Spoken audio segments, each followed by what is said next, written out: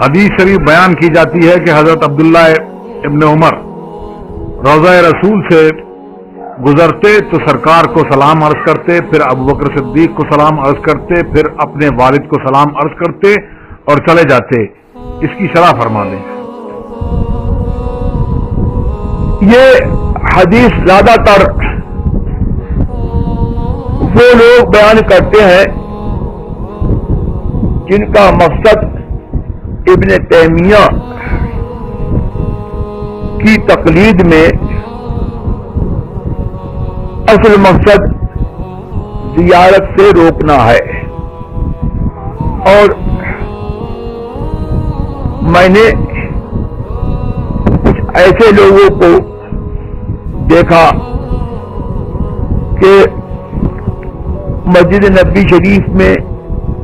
داخلے کے وقت سے ہی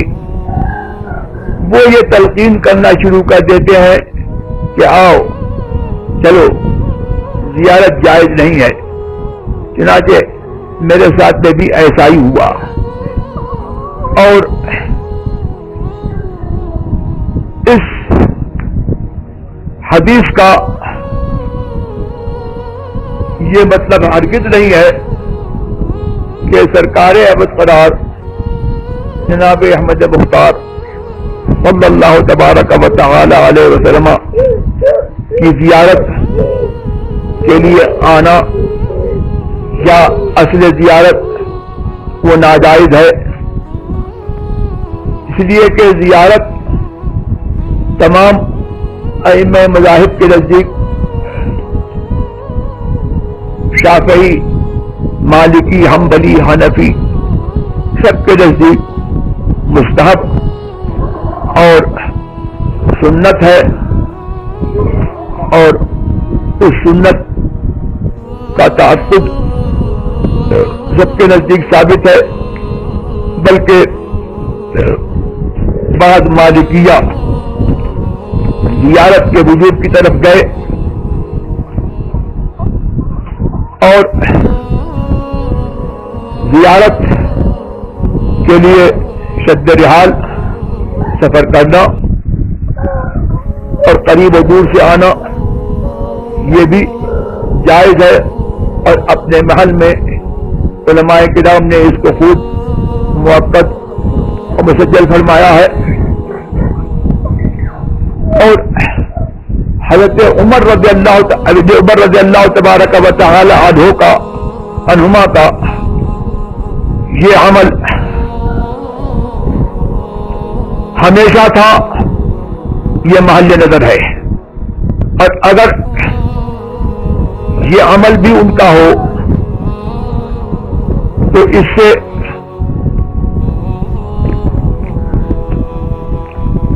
مبادہ اقدس میں تھوڑی دیر کے لیے کھڑا ہونا اور سلام عرض کرتے رہنا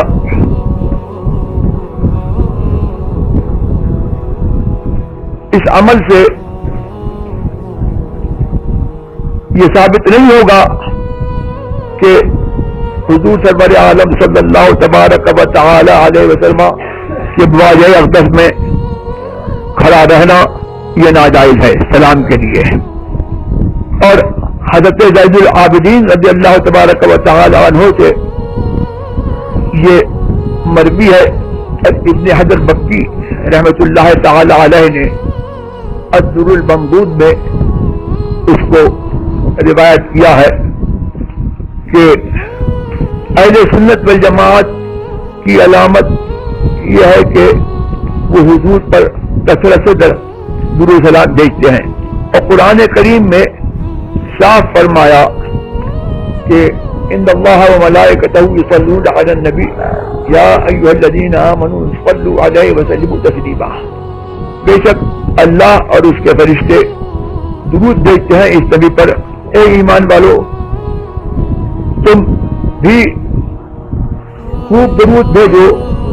اور خوب سلام بھیجو۔ اللہ نے کوئی حالت اور کوئی وقت کا استثناء نہیں کیا، اور یہ نہیں فرمایا کہ میرے محبوب کے سامنے ہو تو صرف سلام کر کے جو ہے جلدی سے گزر جاؤ، بلکہ یہ فرمایا مطلقاً کہ خوب سلام بھیجو۔ اس سے ثابت ہوتا ہے کہ مواجہ اقدس میں کھڑے ہو کر کے دعا مانگنا اور ان سے توسل کرنا اور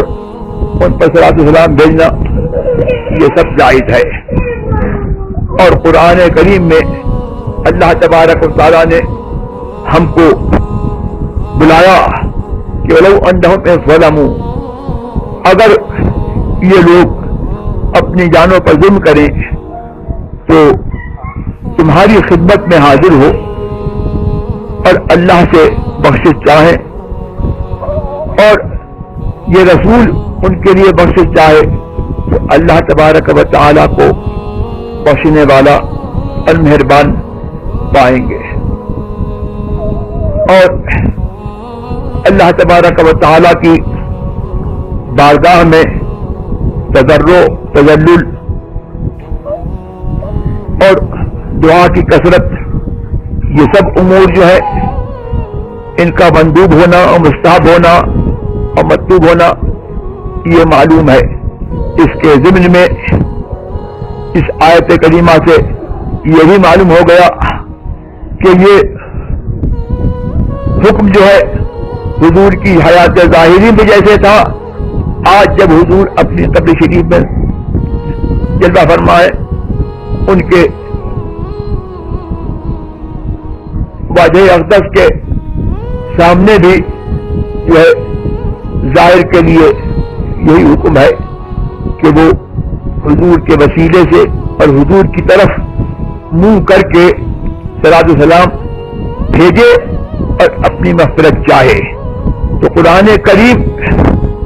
تو مطلق بلا قید حکم دے، جن کا ایمان جو ہے وہ قرآن کریم پر نہیں ہے، وہ محض اپنے مقصد براری کے لیے وہ اس قسم کی حرکات کرتے ہیں